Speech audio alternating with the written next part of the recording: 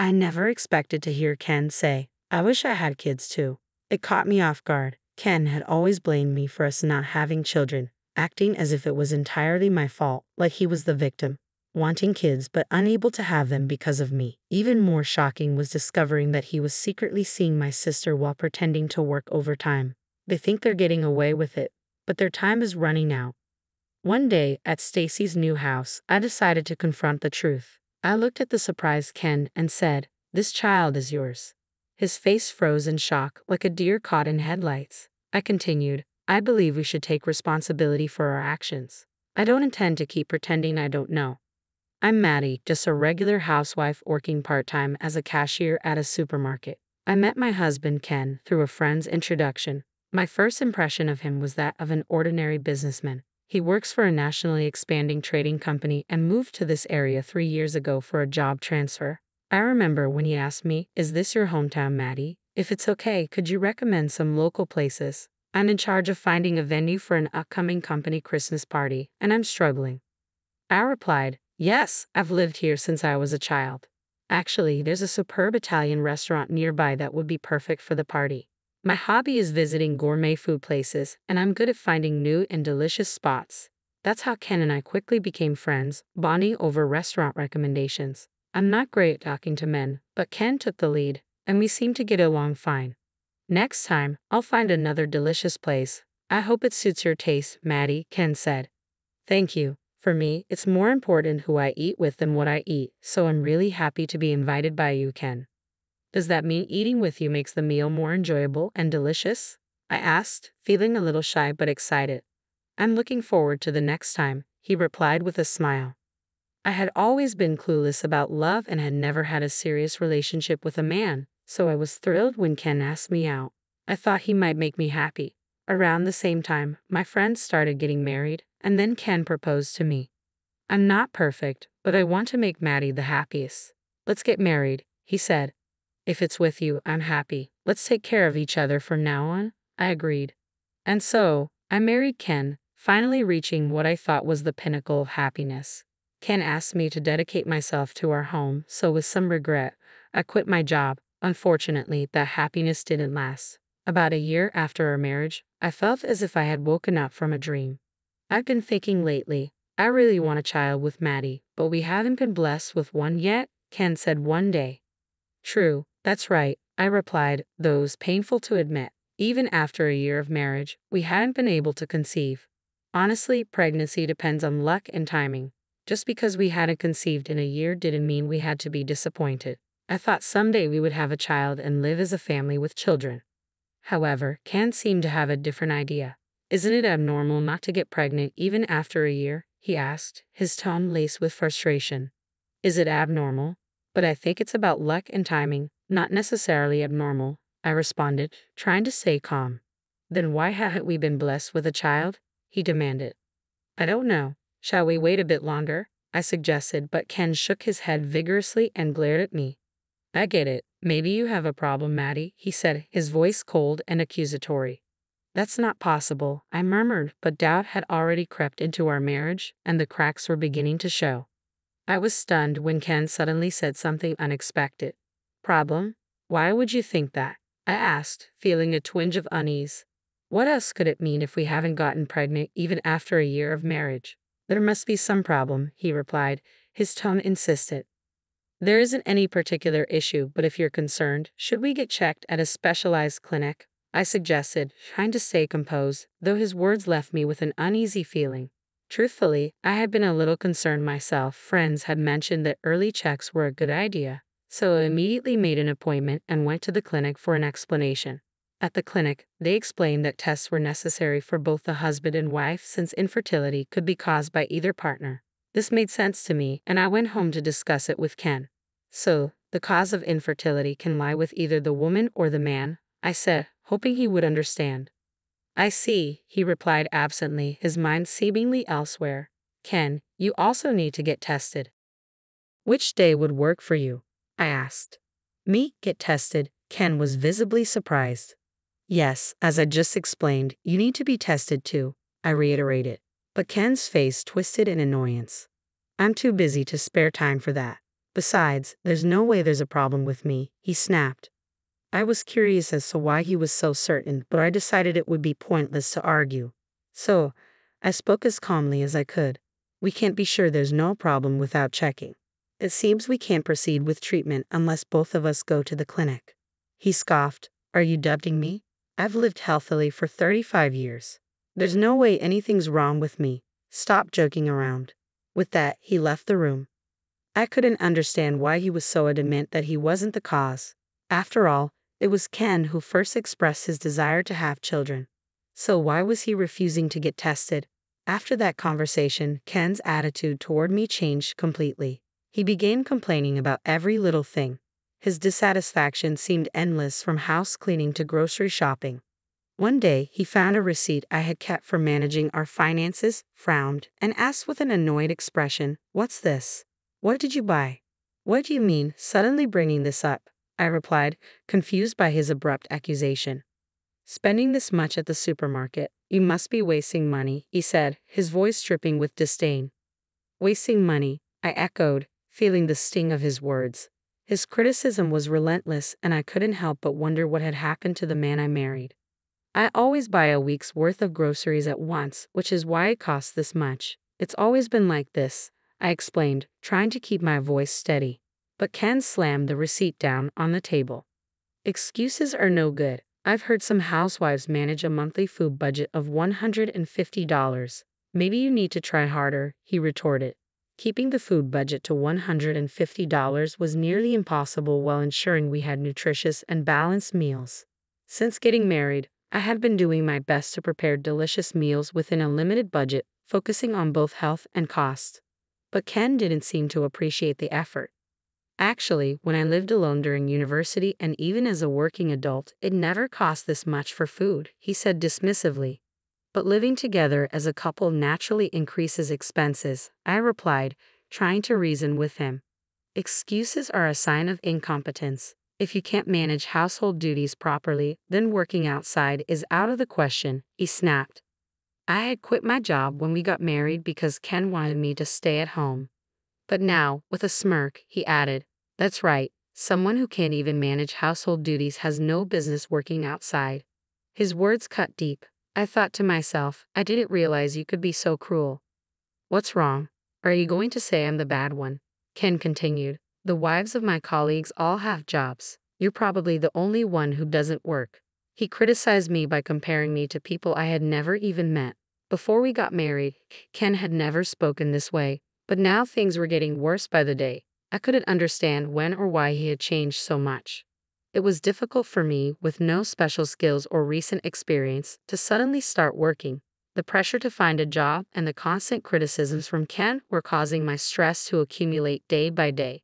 But I knew that clashing with Ken wouldn't solve anything, so I suppressed my frustrations and tried to get through each moment as best I could. One day, while I was at home, my smartphone chimed with a notification. "That smartphone is annoying," Ken muttered. "Sorry, I'll put it on silent," I replied quickly. "Do you even have friends who would contact you?" He sneered, turning a simple notification into yet another criticism. "It's from my sister," I said quietly, trying to hide how much his words stung. I have a sister who is 3 years younger than me. Although we aren't very close, we maintain a moderate relationship. We've always been quite different in personality and interests, which has made it challenging for us to connect deeply. In the past, she often involved me in her schoolwork and club activities, which sometimes felt like a burden. "Your sister Stacey, right? What does she want?" Ken asked. "Stacey had a baby," I replied. "Oh, she mentioned before that she wanted you to bring me to meet her baby," Ken said. "Yes," I confirmed. "We briefly met when I visited my parents. The baby was adorable. Actually, we've been invited to their new home." "That sounds nice. I'd like to see Stacey again after such a long time," Ken said, showing an unusual interest. It was rare for him to express interest in meeting my family or friends, so I decided not to dwell on it too much.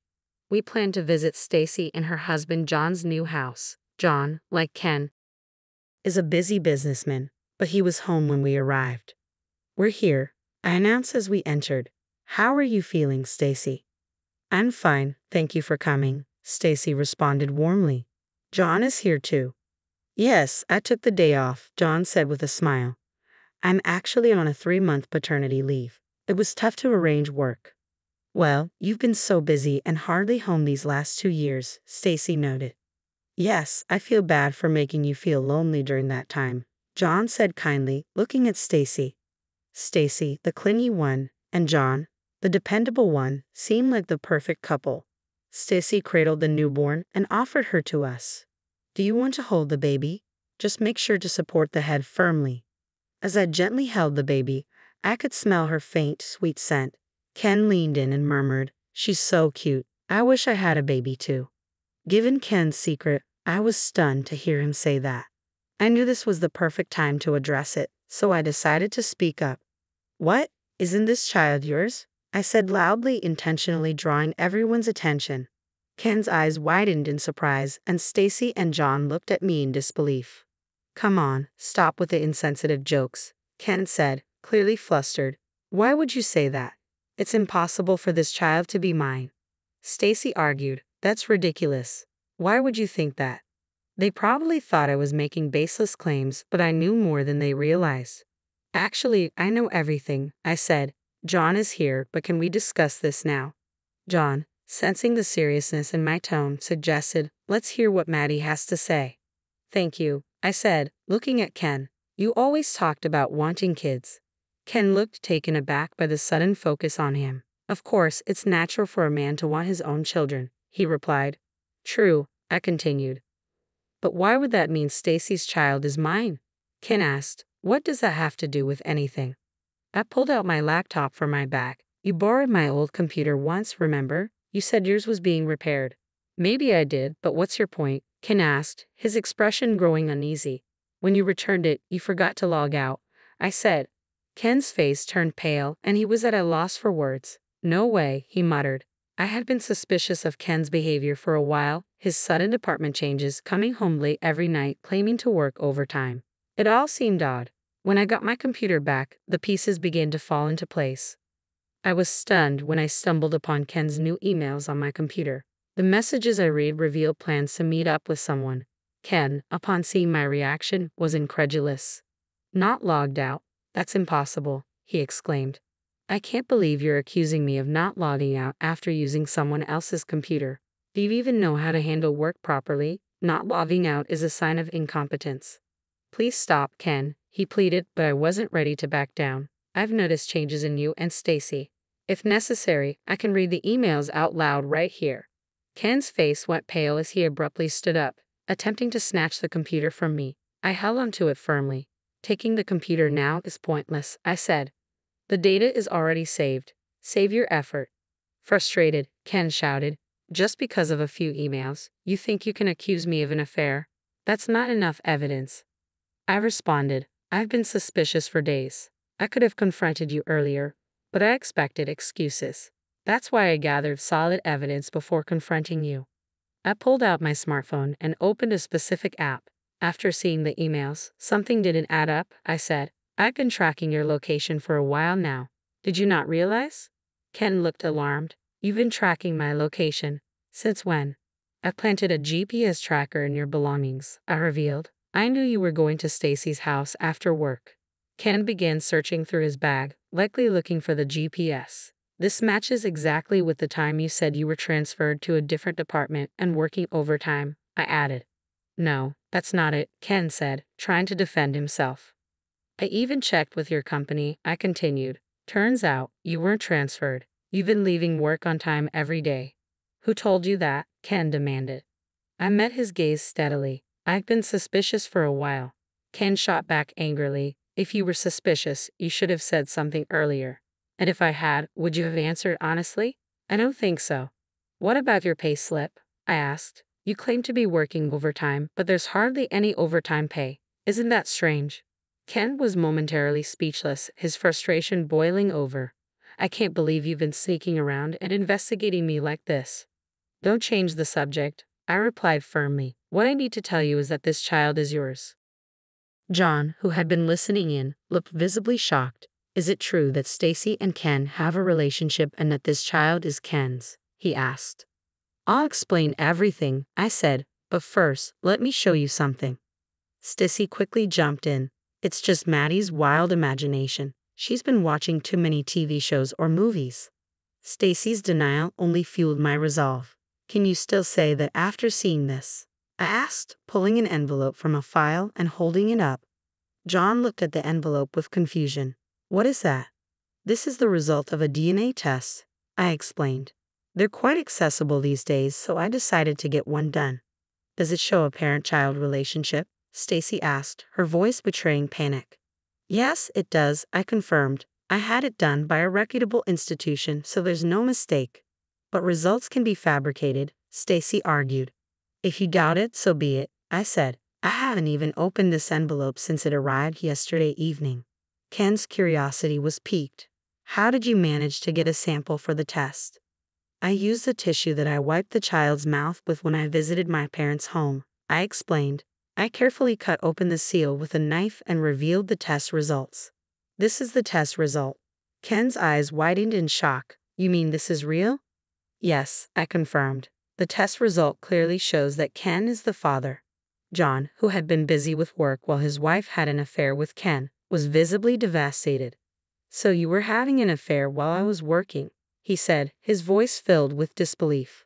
It's not like that, Stacey desperately denied. How is it any different? John demanded. How am I supposed to interpret your betrayal? Stacey started crying, trying to explain. I was lonely. I just wanted John to notice me, but he never did, Stacey said, tears streaming down her face. I know being busy with work doesn't justify an affair, but please forgive me, I will do it again, she begged. John pointed to the door, his voice firm. I can't live under the same roof as a traitor. Get out. That's when Ken seemed to have an idea. Stacey, why don't you come to my place? Maddie's there too, and she can handle the housework, he suggested. Stop it, Ken, I interjected. Don't make such ridiculous suggestions. You need to leave my house right now. Ken looked at me in disbelief. What do you mean? Isn't this house our shared property? I replied calmly. Have you forgotten? I was the one who signed the contract and bought the house. At that time, Ken, you couldn't get a loan, so I purchased it in my name. That's a separate issue. Ken argued. Couples are supposed to support each other. I was fed up with his attempts to use lofty words about marital support to his advantage. Enough. Just leave. You're better off with Stacey. You're no longer needed in my life, I declared. In the end, Ken and I decided to divorce.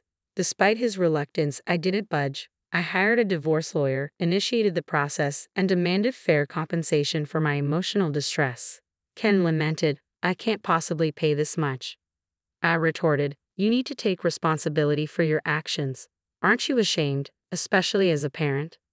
Later, Ken married Stacey, but their relationship quickly soured. The initial thrill of the affair faded, and they seemed to be at an impasse.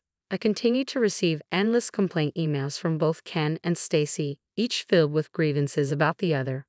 Unable to bear their incessant contact, I eventually blocked them on my smartphone.